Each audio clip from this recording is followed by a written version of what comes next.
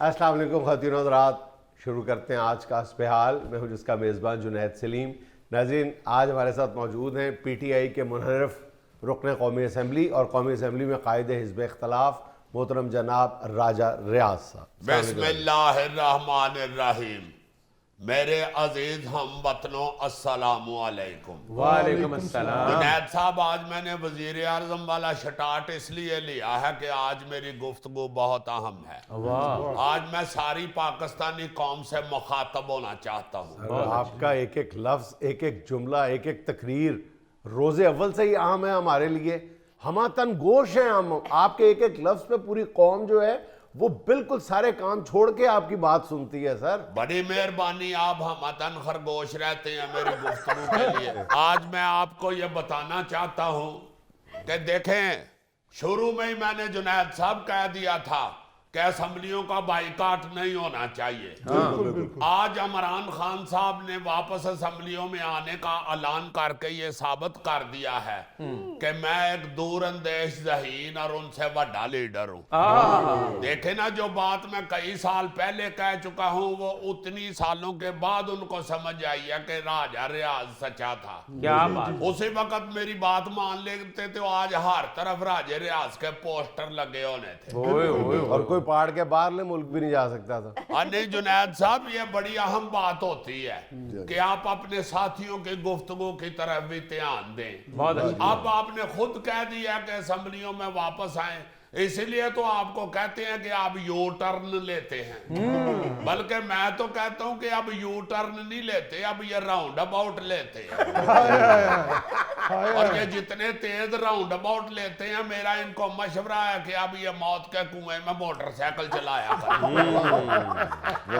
आप देखें ना, एक बात शुरू में मैं कह रहा हूं, आप मेरी बात की अहमियत ही नहीं समझ रहे। जुनैद साहब, असेंबली की अहमियत अल्लाह के फजल से मैं स्कूल में ही जान गया था। मैं स्कूल में असेंबली में भी सबसे आगे बैठता था और हेडमास्टर साहब कहा करते थे कि राजा रियाज तुम इधर आके दुआ पढ़ो, लब्बे आती है दुआ बन के तमन्ना में। क्या कहते थे कि तुम्हारी आवाज सारी आवाम तक पहुंचती है। मैं अल्लाह के फजल से स्कूल में ही समझ गया था कि मैं एक दिन आवाम की आवाज बनूंगा। और मैं अवामी लीडर हूं जुनैद साहब। मैंने सही कहा था कि आवाम से दूर नहीं होना चाहिए, हमें असेंबली में हुकूमत के सिर पे बैठना चाहिए। अगर कोई सिर पे ना हो तो बच्चे बिगड़ जाते हैं, तो ये तो फिर असेंबली के मेंबर है। हमें चाहिए था इनके सिर पे बैठ के इनसे काम करवाते। तो हमने बाइकाट कर दिया, तो फिर हुकूमत चौड़ हो गई है। अब देखे ना, अब जो कह रहे हैं कि वापस असेंबलियों में आएंगे, तो पहले दिन ही अगर राजे रियाज की बात मान लेते तो आपको तरीके इंसाफ वालों को नमोशी तो ना होती। जुनैद साहब, पहले दिन ही बाप ले लेनी चाहिए। वो सच क्या कहते हैं, बाप लेना चाहिए। आप अगर पहले दिन ही बाप नहीं रहे तो फिर आपको, मेरा ख्याल है कि सियासत छोड़ देनी चाहिए। अब देखे, अब राजे रियाज की बातें सच्ची हो रही है। ऐसा खामखा इतनी लंबी तकरीर फरमा दी है आपने। अभी इमरान खान ने असेंबली में वापसी का ऐलान तो नहीं किया। और जुनैद साहब, ऐलान बेशक नहीं किया, इंडिया तो दे दिया है ना। क्या दे दिया? इंडिया तो दे दिया है ना। क्या दे दिया सर? वो जो इंडिया दे देते हैं। इंडिया नहीं सर, इंडिया इंडिया। वो वही जुनैद साहब, निकी जी ऊपर से तोएं लग गई है तो आपने रटा डाल लिया। आप भी मुझे तरीके इंसाफ के लगते हैं। छोटी छोटी तोएं पे ओए तोए नहीं करना शुरू हो जाते। सर, इंडिया अलिफ से है, इंडिया ऐन से है। अब बात आपकी ठीक है, मगर जुनैद साहब इस वक्त तवज्जो इमला पे देने की नहीं है। इस वक्त तवज्जो जरूरत है अवाम पे दी जाए। और मैं समझता हूँ कि अब ये असेंबलियों में आ भी गए तो कख नहीं कर सकते। ये तो आप इसलिए कह रहे हैं ना कि आपकी अपने ओहदे से छुट्टी हो जाएगी अगर वो वापस आ गए तो। नहीं जुनैद साहब, मैंने उसका बंदोबस्त कर लिया। हमारे फैसलाबाद में एक बाबा है बड़ा अच्छा, मैंने उससे कील फूंक मरवा के तो असेंबली के दरवाजों में ठोक दिए हुए। एक तरफ आप कह रहे हैं कि मैं उनको दिल की अथाह गहराइयों से खुश आमदेद कहूंगा, सीट उनके लिए खाली कर दूंगा, उनको वेलकम। हाँ, तो सीट खाली करूंगा तो मुझे भी तो फिर कहीं ना कहीं बैठना है ना। अगर मैं सीट खाली करूं तो मैंने केली इसलिए ठुकवाए हैं कि मैं बाहर ना निकल सकूं। मुझे फिर जाके हुकूमती बेंचों के ऊपर जमान बराज होना पड़ेगा। विराजमान होना पड़ेगा। आओ यार, आगे पीछे हो जाता है, लफ्ज तो रटा नहीं डाल लेते। वो बराजमान हो या जमान बराज हो, समझ तो आ रही है। जी जितनी ट्रैफिक है अगे पीछे हो जाता बंदा। हाँ, एक तरफ आप कह रहे हैं कि मैं बहुत खुश हूं कि मेरा मौक़िफ़ दुरुस्त साबित हुआ, पीटीआई वापस असेंबली में आ रही है, दूसरी तरफ आप कोई और ही मौक़िफ़ अपना रहे हैं और मैं समझ में नहीं आ रही बात। नहीं जुनैद साहब, मैं तो कह रहा हूं कि उनका फैसला बहुत अच्छा है। मैंने पहले कहा था कि ऐसे करें, तो आज अगर वो ये फैसला उन्होंने किया है तो बहुत अच्छा है। मगर ये भी अप्रिशिएट करें ना। और जी जुनैद साहब, पैराशूट भी कर रहा हूं, मगर मेरा मतलब है कि ये तो थूक के चाटने वाली बात होती है। एक तरफ आप ताने दे रहे हैं। नहीं, ताने नहीं मैं दे रहा, मैं तो उनको वेलकम कह रहा हूं, मगर देख लें ये थूक के चाटने वाली बात है। ऐसा इसका मतलब है इमरान खान साहब ठीक कह रहे हैं ना कि आप अंदर खाते जो है वो शहबाज शरीफ के साथ मिले हुए हैं। निगरान सेटअप के लिए जब भी बात होगी आप वही बात करेंगे, वही बोली बोलेंगे जो शहबाज शरीफ बोल रहा है। जुनैद साहब, निगरान सेटअप पे किसी को अपसेट होने की जरूरत नहीं है। मैं अल्लाह के फजल से शुरू से ही मेरिट पे यकीन रखता हूँ, इसलिए जो भी मेरिट पे होगा वही करेंगे। ये जो मैंने पहले दिन कहा था कि ना बाइकाट करें, ये भी मैंने मेरिट पे कहा था। अच्छा, इसलिए मैंने कहा था ना कि इतने पैसे लगा के इलेक्शन हुआ है और अब असेंबलियों में पहुंचे हैं, तो आप इधर आप बाइकाट कर रहे हैं, ये मेरिट पे बात नहीं कर रहे। आप ये बात मेरिट पे कह रहे हैं कि वो ना आए असेंबली में वापस। हाँ, तो बिल्कुल ठीक है, सही कह रहा हूँ। एक आदमी की चंगी भली अब इज्जत बन गई है तो ये वापस आना चाह रहे हैं, ये कोई अच्छी बात तो नहीं है। क्या हो गया आपकी तो अपने सेटअप के लिए दूसरे को अपसेट कर रहे हैं। अल्लाह का खौफ खाएं, अल्लाह बेनियाज है। ऐसा भी तो हो सकता है कि फर्ज के ऊपर किसी से मोबाइल रोड जाए और ये असेंबली में कदम रखे तो तिलक के हुकूमती बेंचों में जा बजे। ये तो हुकूमती बेंचों के आगे से भी नहीं गुजरते, तो अगर उनके दरमियान जा बजे तो कितनी बेइज्जती है। साहब ये बददुआ दे रहे हैं या अपनी प्लानिंग बता रहे हैं? जुनैद साहब, मैं बददुआ नहीं दे रहा, मगर हमारा अल्लाह वारिस है। हम भी तो उसी के मानने वाले हैं, उसी की इबादत करने वाले हैं। हमारी भी तो उसने सुननी है ना। इतनी देर से जो बंदा एक सेटअप चला रहा है उसको आगे अपसेट करेंगे तो फिर खुद भी अपसेट ही होंगे ना। मोबाइल कोई 10 के तो नहीं ना जमीन पे रोड़ता। दूसरे की बेइज्जती नहीं करनी चाहिए, बंदा खुद भी बेइज्जत हो जाता। हमारे मोहल्ले में जुनैद साहब एक गूंगा था, उसको एक लड़का उसकी नकलें उतारता था, अल्लाह माफ करे वो खुद भी गूंगा हो गया। इसलिए इमरान खान साहब को ये ज़हन में रखना चाहिए कि अगर किसी दूसरे की सीट अपसेट करेंगे तो फिर खुद भी अपसेट हो सकते हैं। अच्छा राजा साहब, ये बताएं, अगर आप भी ऑपोजिशन लीडर रहे तो निगरान वजीर आजम के लिए किसका नाम देंगे आप? देखें, मैं यहाँ क्लियर करना चाहता हूँ उसी का नाम देंगे जो शहबाज शरीफ कहेंगे। मैं जो शहबाज शरीफ कहेंगे, मैं को खटपुतली अपोजिशन लीडर नहीं हूँ। अल्लाह के फजल से मैं अपनी मर्जी कहूंगा, वो कहे हाँ। शहबाज शरीफ अगर कहेगा कि राजे रियाज को बना दो निगरान वजीर आजम तो मैं बिल्कुल नहीं मानूंगा। मैं कहूंगा अगर बनाना है तो रियाज राजे को बनाओ, राजा रियाज को ना बनाओ। देखें जुनैद साहब, इस वक्त मुल्क की माईशत की जो हालत है ना, वो अफोर्ड नहीं करता मुल्क इस वक्त के कोई भी अपसेट आए। साहब आपको मईशत का क्या पता? जुनैद साहब, अल्लाह के फजल से जितनी मईशत को मैं जानता हूँ असेंबली में कोई बंदा भी नहीं जानता। मेरा जिस बैंक में अकाउंट है ना, वहाँ का कैशियर मेरा फास्ट फ्रेंड है। अच्छा, 24 घंटे नोट गिनता है, उससे ज्यादा मईशत को कौन समझता है। उसके साथ बैठ के मैं 2-2, 3-3 घंटे बातें करता हूँ।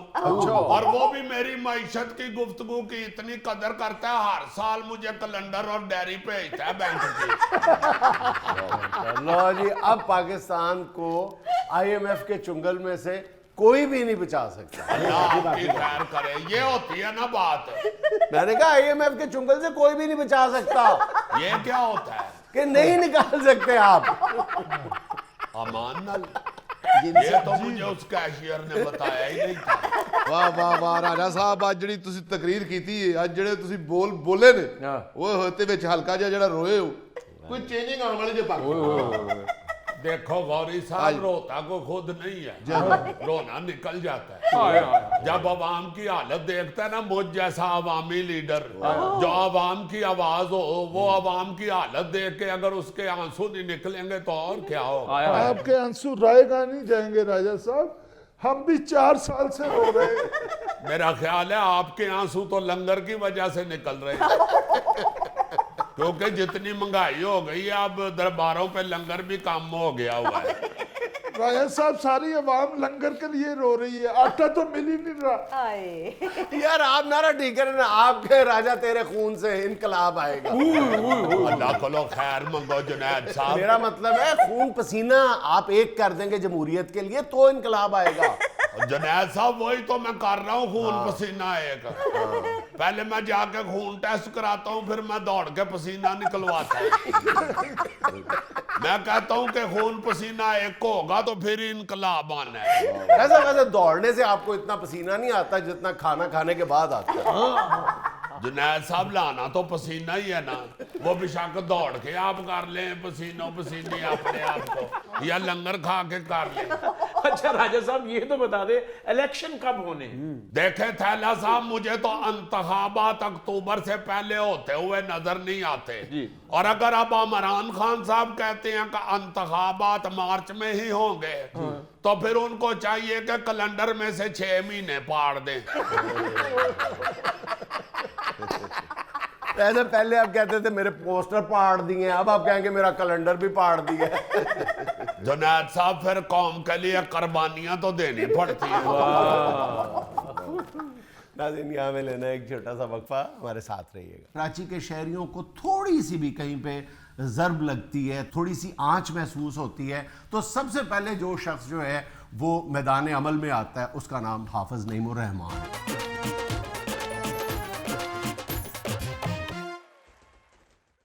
भाईजान, जब भी हम कराची के मसाइल की बात करते हैं, रोना रोते हैं कराची के मसाइल का, तो हम इस नतीजे पे पहुंचते हैं, और कराची वाले ख़ुद भी इसका बहुत गिला करते हुए नज़र आते हैं कि कराची एक अरसे से लीडरलेस सिटी है, यानी क़यादत से बिल्कुल खाली एक शहर है।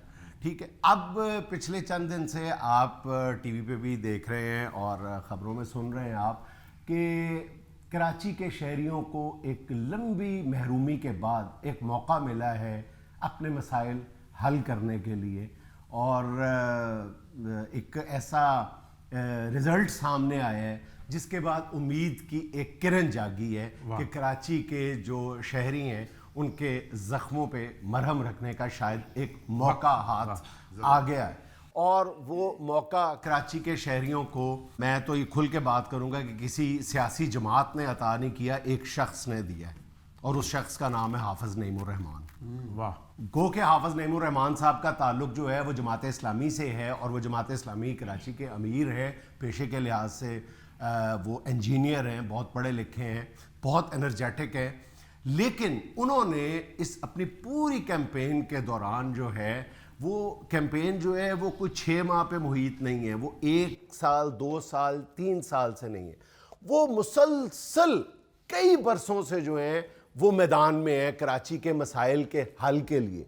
कभी वो के इलेक्ट्रिक के ख़िलाफ़ बरसरे पैकार नज़र आते हैं, कभी वो वाटर बोर्ड के ख़िलाफ़ मुजाहरे करते हुए नज़र आते हैं। कराची के शहरियों को थोड़ी सी भी कहीं पे ज़र्ब लगती है, थोड़ी सी आंच महसूस होती है, तो सबसे पहले जो शख्स जो है वो मैदान अमल में आता है, उसका नाम हाफिज़ नईमुर रहमान है। उनकी सारी एक्टिविटीज से ये मालूम होता है कि उनके दिल में दर्द है आवाम का, कराची वालों का, कराची के जो वसनीक हैं उनकी जो मुश्किलात हैं उनका एहसास है उनके दिल। हाँ, अच्छा, और फिर मज़े की बात यह है कि आप कभी कराची की सियासत पे अगर निगाह दौड़ाएं पिछले 5-7 साल के दौरान, तो एक बात साबित होती है, बल्कि मैं तो ये कहता हूँ कि सियासियात के तालिब इल्मों के लिए भी एक मिसाल है, एक केस स्टडी है अगर इस पे गौर किया जाए, कि एक जमात को एक शख्स जो है वो हिम्मत करके किस तरह मुकाबले पे लेके आता है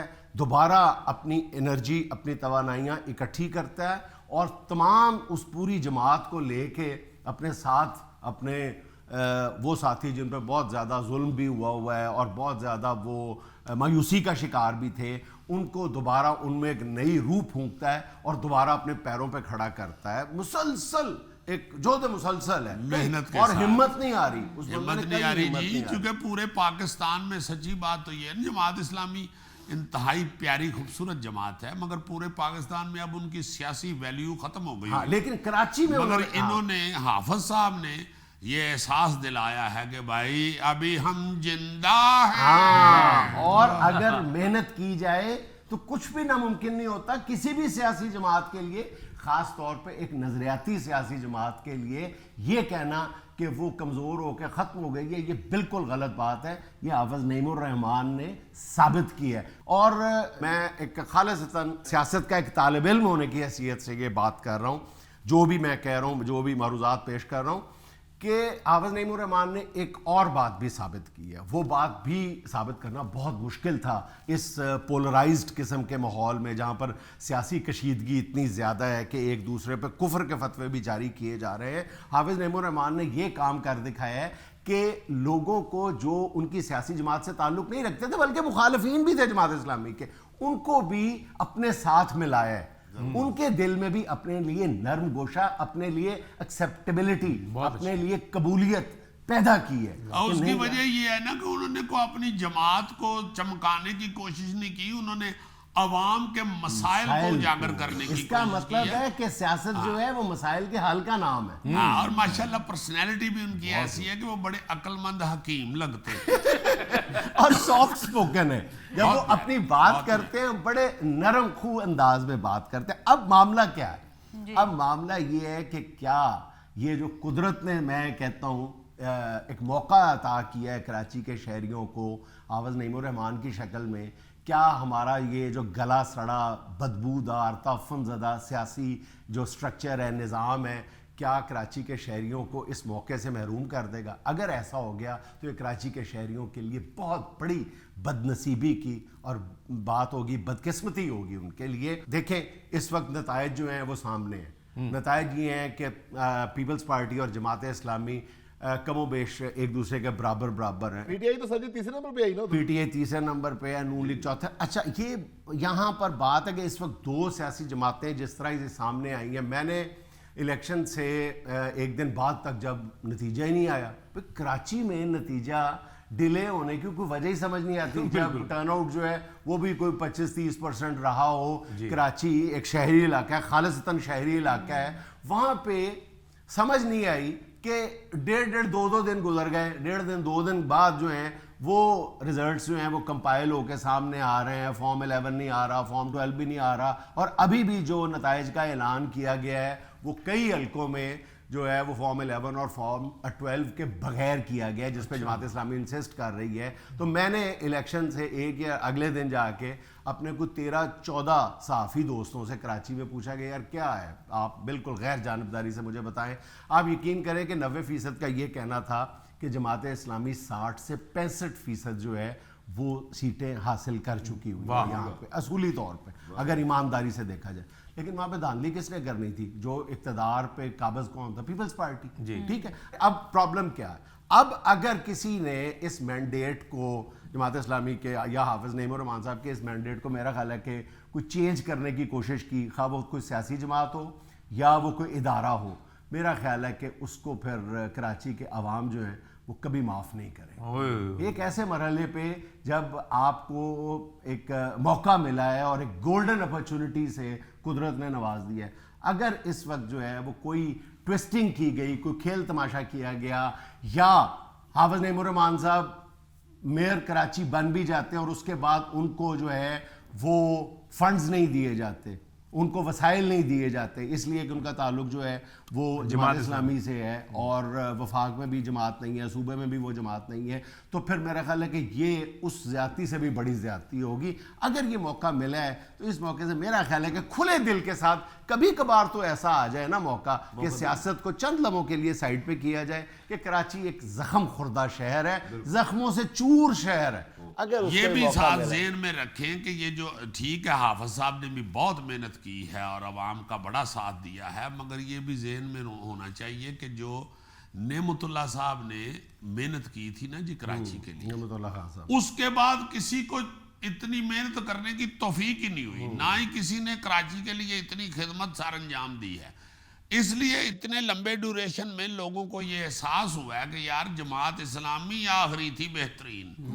तो चूंकि हाफिज साहब ने अब मेहनत की है और लोगों ने कहा कि जमात इस्लामी को ही दोबारा मौका दो, इन्होंने अच्छा काम किया हुआ। अब दुआ की जानी चाहिए कि कोई जो है वो इस मैंडेट पे शब खून ना मारे। मेरा ख्याल है कि इसको एक सियासत को साइड पे रखते हुए खुले दिल के साथ, खुले दिमाग के साथ एक फैसला किया जाए।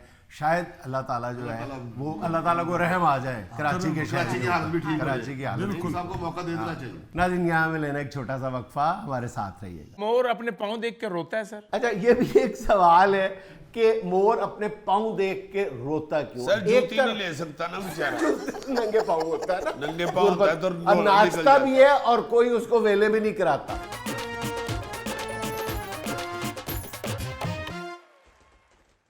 अच्छा प्यारे बच्चों, मैंने महसूस किया है कि हमारी क्लास में संजीदगी का फुकदान है। जी सर। वो संजीदगी जो तालीम के लिए मतलूब होती है, उसका बड़ी शिद्दत से मैं फुकदान महसूस नहीं सर, देखें संजीदगी, हाँ ये स्टाइल अच्छा है लेकिन इसमें संजीदगी तो नजर नहीं आ रही, मिजाज ज्यादा नजर आ रहा है। सर हम अंडरग्राउंड फुल इन्वॉल्व हैं सर। सर जी मेरे फेस पे संजीदगी नजर आ रही। लेकिन अच्छी नहीं लग रही।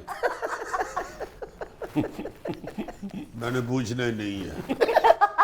नहीं, उस्ताद जी आगे से जुगत लगा देते। एक उस्ताद से आप ये तवक्को करते हो या खदशा महसूस करते हो? एक उस्ताद जो है वो जुगते करेगा, कितना बुरा लगेगा। नहीं तो ये जो आपने गोगे को कहा कि संजीदगी अच्छी नहीं लग रही है, जुगत नहीं है। किसको आप जुगत कहते हैं, किसको संजीदा बात कहते हैं, मुझे नहीं समझ आता। सर दूसरे बच्चों के व्हाट्सएप ग्रुप में उनका सबक आता है, आप हमें जुगते भेजते हैं। सर मैं बुलंदियों को छू जाऊंगा। जरूर बेटा, लेकिन एहतियात कीजिएगा, बुलंदियों को छूने के चक्कर में कभी आप वापडा की तारों का ना छू लीजिएगा। ये एहतियात कीजिएगा, ठीक है? देखिए सर। सर ये तो जुगत नहीं थी। नहीं नहीं प्यारे बच्चे, किसमें क्या जुगत है? नहीं, बिल्कुल ठीक बात। अच्छा, मैं ये जानना चाहता हूँ, वैसे सर अब आप संजीदा होते हैं तो हमें हंसी आती है। बेटा देखें प्लीज, मैं बार बार कह रहा हूँ ये क्लासरूम है, इसको इस तरह तमाशा ना बनाएं, थिएटर ना बनाएं। वाह वाह वाह वाह वाह, माशाल्लाह माशाल्लाह। नहीं, आप तो गांधी साहब वाला लेक्चर दे रहे हैं। क्या कहें? सर जी सर्दी जा रही है, स्नोफॉल दिखाने के लिए पहाड़ों पे ले चलें। ऊपर ले जाओ, ऊपर जाके धक्का दे दूं। तुमने स्नोफॉल देखनी हो ना तो बर्फ वाले गोले वाले के पास जाया करो, उसके रंधे के नीचे देखा करो, ऊपर से स्नोफॉलिंग हो रही होती है। अभी तो बेटा खबर आती है ना पहाड़ों पर बर्फ जमी हुई है। जब आप चले जाओगे ना पहाड़ों पे, फिर ये खबर आया करेगी गोगे पे बर्फ जमी हुई है। सर जी आप मुझ पर बर्फ जमा रहे हैं, मैं माँ बाप का इकलौता बेटा हूँ। सर जी ये इकलौता बेटा अक्सर अमीर होता ना बहुत, हाँ। तो ये इकलौता निहायत गरीब है। यार आप उस्ताद शिगिर्दों ने अगर इसी तरह जुगत पानी करना है तो फिर मैं शामी साहब की क्लास में चला जाऊँ। नहीं सर क्या। बेटा आज हम बहुत ही एक दिलचस्प और अहम मौजू पर बात करेंगे बायोलॉजी की इस क्लास में। मोर। हाय हाय हाय हाय हाय। जंगल में मोर नाचा किसने किसने देखा? देखा? वाह वाह। ठीक है।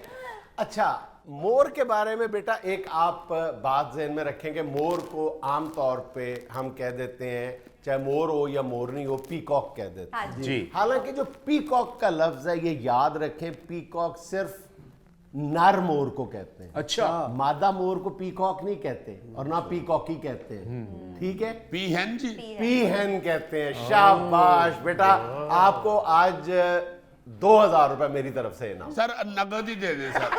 है, आपको मुझ पे बदएतमादी है। जी सर जी है जी। इतना सही नहीं, ऐसे तुक्का सर लग गया इसका। सिर्फ बदएतमादी नहीं है, शक भी है कि आप 2000 देने की बजाय मुझसे ना निकलवा लें। मोरनी को पी हैन कहते हैं जी। मोर को पीकॉक कहते हैं, पीकॉक। ठीक है। कॉक वैसे भी मुर्गे को भी कहते हैं, हैन कहते हैं। इसी तरह अगर दोनों को मिला के कहा जाए तो फिर पी फाउल कहते हैं, और इनके चूजे को पी चिक कहते हैं, ठीक है। वाह। यानी फैमिली का नाम फिर पी हुआ।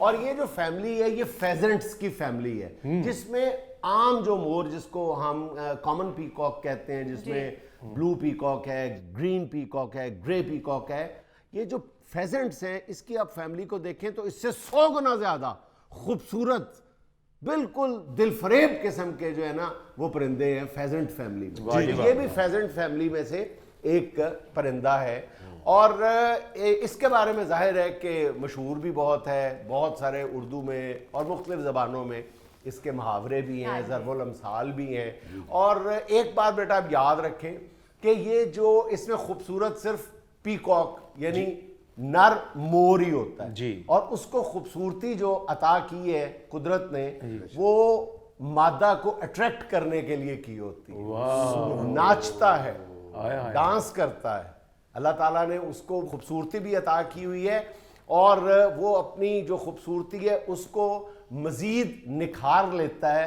जब अपने वो पंख या पर जो है वो फैलाता है, ठीक है।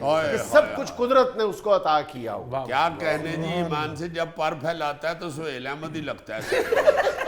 अच्छा सर, सुना है कि मोर अपने पाँव देख के रोता है सर? अच्छा, ये भी एक सवाल है कि मोर अपने पाँव देख के रोता क्यों? सर जूती नहीं ले सकता ना बेचारा, नंगे पाँव होता है ना, नंगे पाँव होता है तो और नाचता भी है और कोई उसको वेले भी नहीं कराता। हाँ जी। नहीं ये सर, बदकिस्मती है वो ना। बेचारा जब अपने आप को देखता है और फिर पाँव देखता है तो वो सोचता है कि मेरे पास माशाल्लाह सूट तो बहुत अच्छा है, मगर साथ जूती नहीं, नंगे पैरी फिर रहा। इसीलिए नाचता है कि जूता खरीद सके। बेटे वो इसलिए रोता है, अपने पाँव देख के कहा यह जाता है, रोता तो नहीं है जाहिर है वो एक्चुअली, कि उसके पाँव वाकई बड़े भद्दे होते हैं। 4 उंगलियां होती हैं, यानी 3 सामने की तरफ होती हैं। आमतौर पे जो 4 उंगलियों वाले जो परिंदे या जानवर होते हैं उनकी साथ ही जो अंगूठा या उंगली है वो एक साइड पे निकली होती है। इसकी जो चौथी उंगली है वो बिल्कुल यानी 180 के एंगल पे उल्टी साइड पे गई होती है। तो ये आप यूं भी कह सकते हैं कि पिछल पैरी भी लगता है थोड़ा सा। सर जी, ये मोर की उम्र कितनी होती है? आमतौर पे कहा जाता है कि जंगल में अगर ये फितरी माहौल में हो तो 8 से 10 साल 12 साल तक का होता है, लेकिन अगर कैप्टिविटी में हो, अगर पाला जाए तो फिर ये 40 से 50 साल तक भी जिंदा रह सकता है, बिल्कुल बूढ़ा हो जाता है। और जरा तसव्वुर करें कि बिल्कुल जो बूढ़ा है और मोर है, भीड़ लगी हुई है उसके, वो नाचता कैसे होगा? जाहिर है सर, जरा थोड़ा जा नाच के तो फिर 3-4 दिन साह लेंदा है। बल्कि उसको कोई जगाए तो वो कहता है यार छड़ दे यार, ले बोदले दिन फिर मेरा डांस है। एक और आपको बात बताता चलूं कि एक तो उसकी बदकिस्मती ये है कि कहते हैं कि उसके पाँव प्यारे नहीं होते, दूसरी एक और चीज से भी कुदरत ने उसको महरूम किया हुआ है कि उसकी आवाज भी प्यारी नहीं होती। यानी आप मोर का रक्स तो देख सकते हैं, गाना नहीं सुन सकते। सर वैसे मैं माफी चाहता हूँ, जो डांसर होते हैं ना जी उनकी आवाज खराब होती है। आवाज खराब होती है, लेकिन इसकी खूबसूरती ये भी है कि ये 11 किस्म की आवाजें निकाल सकता है। ये यूं कह लें कि इसको 11 गाने आते हैं। वाह वाह। सर आहिस्ता आहिस्ता आपने मोर को जंगल का आर्टिस्ट पेंट कर दिया। आर्टिस्ट आपने है। ये भी कहना है कि ये शेर के दरबार में 1 मैन शो भी करता है। सर सॉरी, जुल्फी की शक्ल मोरनी जैसी नहीं है? सर आपको एक सेंसी बात बताऊं? जरूर बेटा। सर मोर के पाँव देख के लगता है जैसे कच्ची मिट्टी की कहानी करके आया है। लिबास अगर देखे तो यूं लगता है कि ब्याह थे चले हैं। इसीलिए तो मैं ये कहता हूँ कि आप बहुत बुलंदी पे जाएंगे। बुलंदियों को छू जाऊंगा, देखे सर कह रहे हैं। और बुलंदियों पे ट्रांसफार्मर लगा होता है, उसको छू जाओगे तो तुम्हारा हुस्न दुबाला हो जाने। सर इसको मैं जवाब नहीं देता, ये बासर लोग हैं। ये इलेक्शन नजदीक आ रहे हैं ना, इसलिए पीछे बैठ के ना तो वो अपना आप दिखा रहा है। हाँ, सियासी हमदर्दियां ले रहे हैं। सर जी, एक बिल्कुल सफेद मोर भी होता है, उसके भी पाँव ऐसे ही होते हैं। पाँव ऐसे होता है, लेकिन देखें सफेद होता है सर से पाँव तक, लेकिन इंतहाई खूबसूरत होता है। दूसरे मोर कलरफुल होते हैं, लेकिन ये सफेद होकर भी बहुत खूबसूरत लगता है। और सफेद मोर को आमतौर पे दुनिया भर में अमन और खुशहाली की अलामत समझा जाता है। और बर्मा का जो कौमी निशान है जी। वो मोर ही है, और हिंदुस्तान का कौमी परिंदा भी मोर ही है। सर एक निजी क्वेश्चन कर सकता हूँ? जी जी बेटा जरूर। सर मोर में करेले डाले जा सकते हैं? हाँ, कई लोग जो है वो फेजेंट्स को बड़े शौक से खाते हैं, और बाज मुल्कों में, बल्कि पाकिस्तान के बरसगीर के भी कुछ इलाकों में ये तकसीम से पहले एक मखसूस फेजेंट को जो उमरात थे वो एक डेलिकेसी के तौर पे खाते थे, बड़ी निशानी समझा जाता था। सर वैसे हमारे- है तो ज्यादती ना, बंदा अपनी दो बुरकियां वास्ते ओदे एडे सोहने कपड़े ला दे। देख रहे हैं दुनिया में क्या क्या खा रहे हैं लोग, तू उधार ही खाई जाना। नाज़रीन, यहाँ मुझे लेनी है एक छोटी सी कमर्शियल ब्रेक, हमारे साथ रहिएगा। बरतानिया, इटली, स्पेन, बहुत से दूसरे ममालिक के वहां पे स्टॉल लगेंगे। किस खाने? वो डॉलर और पाउंड में देते हैं, शॉपर में नहीं देते।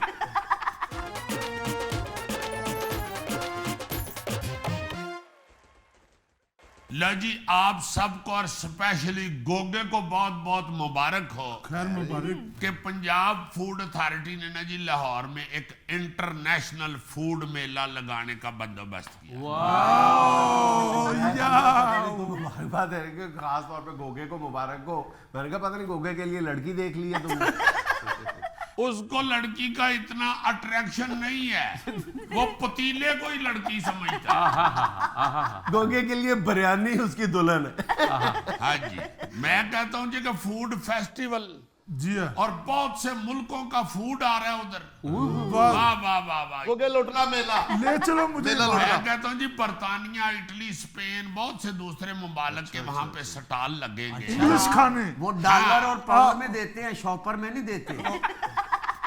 देखो ना यारा, इस जो फेस्टिवल का जो मकसद है ना जी, एक तो लोगों को बड़ी सेहतमंद तफरी का मौका मिलेगा हाँ जी। दूसरा फॉरेन डायरेक्ट इन्वेस्टमेंट के लिए तरगीब देना भी मकसूद है जी है जी। पाकिस्तान फूड के हवाले से यहाँ पे बड़ा स्कोप है जी बिल्कुल। जितनी वैरायटी है यहाँ पे फूड की, ओए होए होए होए। अब तो आप देखते हैं ना जी कि दूसरे मुमालिक में आपको कई दोस्त बताते हैं कि पाकिस्तानी जो रेस्टोरेंट हैं वहां पे, बरे सगीर के जो रेस्टोरेंट हैं वहां पे अक्सर अंग्रेजी खाना खाते हुए यार गोगे अंग्रेजी ओजरी खान लग पे। आए, ओ माय गॉड। मैं ना टकाटक एडे शौक से खाते हैं। यार हड्डी में से मिख ऐसी जबरदस्त निकालते हैं ना, आखिर में बस हमारे यहाँ खुशी का इजहार पंजाबी में किया जाता है, वो अंग्रेजी में करते हैं। ओह आई गॉट इट। इतना कहते हाँ जी, हाँ जी। हैं। होता तो मगज ही है ना, अंदर से निकलता तो वही है। वाह वाह वाह, आप खाने की बारीकियों को समझते हैं, क्योंकि आपके खेतों से ही तो खाने का आगाज होता है। आज राई पकड़े। बरादरी ही तो पहला कदम उठाती है। भाजी तो धनिया ना मिले तो हांडी कितने खड़नी की। हाँ जी हाँ जी, प्याज ना और मिले। दूसरा जो इंतहाई संजीदा बात है ना जी, वो ये है कि यहाँ पे हर कारोबार में अल्लाह माफ करे जवाल आ सकता है, खाने पीने में कोई जवाल नहीं। आप देखें ना, लोग रो रहे हैं, हर शोबा कह रहा है कि कारोबार का सत्यानाश हो गया। मगर आप लाहौर में या किसी बड़े शहर में भी बाहर निकलते हैं रात को रेस्टोरेंट कहीं के जगह ढूंढने के लिए, तो आपको कुर्सी नहीं मिलती। इसलिए मैं समझता हूं कि पाकिस्तान के कल्चर को मद्देनजर रखते हुए ये पंजाब फूड अथॉरिटी वालों ने बहुत अच्छा फैसला किया। इंग्लैंड से जीजी बताया, इंग्लैंड से भी आ रहे हैं, हाँ हाँ, अमेरिका से भी, स्पेन से, इटली से। बाबा KFC नहीं आ रहा। बाबा KFC आप तो हूं बेचारा फौत हो गए है, ओदा कोई पड़पोतरा वगैरह ही आएगा, वो आके फिर अपना पहले शजरा सुनाएगा कि देखो भाजी मेरी लड़ी मिल दी है बाबे KFC वाले ने। तो इसलिए अस्सलाम वालेकुम। अच्छा, यहाँ पे ये आपको बताऊं कि पंजाब फूड अथॉरिटी इससे पहले ना जी रेस कोर्स में टी फेस्टिवल यानी चाय मेला लगवा चुकी है, और वो बहुत कामयाब हुआ था। उसी को देखते हुए अब ये जो है ना जी, इस वक्त के DG फूड अथॉरिटी मुदस्सर रियाज साहब, उन्होंने फैसला किया कि यार रोटी लंगर भी होना चाहिए। तो जीजी ये मेला कहाँ लग रहा है? यार लाहौर एक्सपो सेंटर में। अच्छा, तो गोगे ने ऑफर की थी उनको कि मेरे दरवाजे के आगे जगह यहाँ लगा ले मेला। यार ये पूरी दुनिया से आके लोग उधर स्टॉल लगा रहे हैं, गोगे के बू एक छोटी पतीली रखन नु था नहीं।